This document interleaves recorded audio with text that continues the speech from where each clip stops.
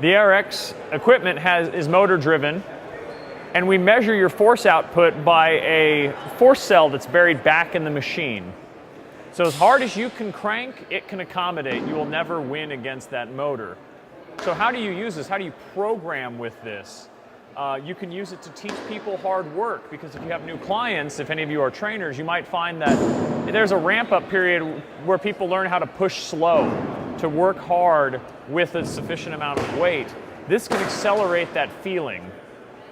From a practical perspective, it reduces the time of the workout. If you can fatigue a person, quivering, shaking, cardiometabolic fatigue in a minute on an exercise as opposed to multiple sets, you can sell a time efficiency.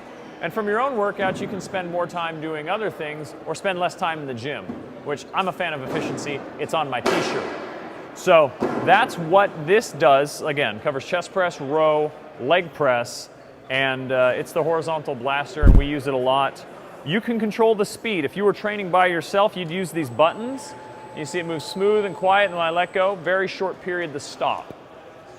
If I'm training you, I'm standing here with this wonderful industrial-looking villain in a 1980s movie apparatus. I could put on an Alan Rickman accent from Die Hard if you would like. It won't be that good. So I've got the control and you're pushing. So when you get on here, what you'll see, and this goes for the piece behind me here, the vertical, which I'll get to in a minute, and the piece on the end, is the measurement. So it's kind of like, all right, well, if you're not measuring weight, if you don't have gravity, if you're not loading things, how do you measure?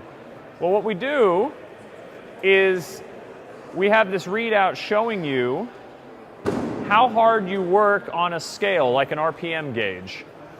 We tell you your last workout, how much total work you did, which is just effort by time, simple math. Over here, we give you your average and we give you your maximum.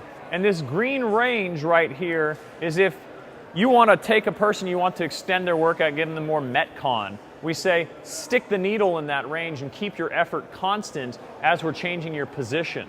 So you're working as hard at 90 degrees of flexion as you are at 0 degrees of flexion, which if you're pushing maximally, that would rapidly change. So this requires a certain amount of control, a certain amount of deliberate effort from a client or from a trainer. And so that's very unique. You can't do that with a dumbbell necessarily or a barbell necessarily. So that's the horizontal. Let me show you the vertical. This is our vertical piece. You can have either or. This has some versatility. It lets you do pull downs, chin ups of all sorts of different hand positions.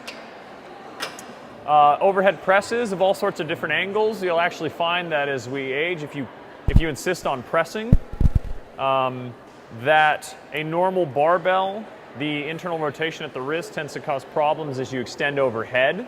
This makes sense. Your arm bolts into your shoulder 30 degrees off the frontal plane. So having something closer to this tends to be kinder to people's shoulders. So you can have that, or you can kind of go in between where you have a slight internal rotation, something a little bit more natural, not a total log bar like the strongman you see, something a little bit kinder than just full pronation there. So we can accommodate that.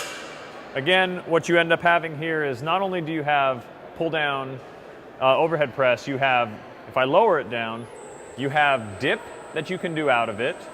You also can do full trap bar style deadlifts, or turn it all the way around. You can have full Romanian style deadlifts with as hard as you want. And you get the very unique sensation, which you don't get with a barbell, because nobody sets a barbell down. They all drop a barbell when they do deadlifts, and that's fine. But you get a full maximum negative as opposed to just dropping it. We've had good success with some of our power athletes utilizing this to really recruit their posterior chain. And that brings up actually a good point too. One of the ways in which we use this equipment is not just to fatigue people, which is a plus, but that it can match whatever you're capable of means we can use a small dose of it to recruit your fast twitch motor units really quick and then move you to a performance-based activity where you would see an expression of that without exhausting a person, or having the movement be too skilled so that they're trying to recruit the fast twitch motor units but run the risk of injury when they're just trying to make the performance of something else better. We don't want to do that. So that's one of the ways in which we use this. This apparatus can also be used to do a safety bar squat, which is, again, a very unique kind of put on here.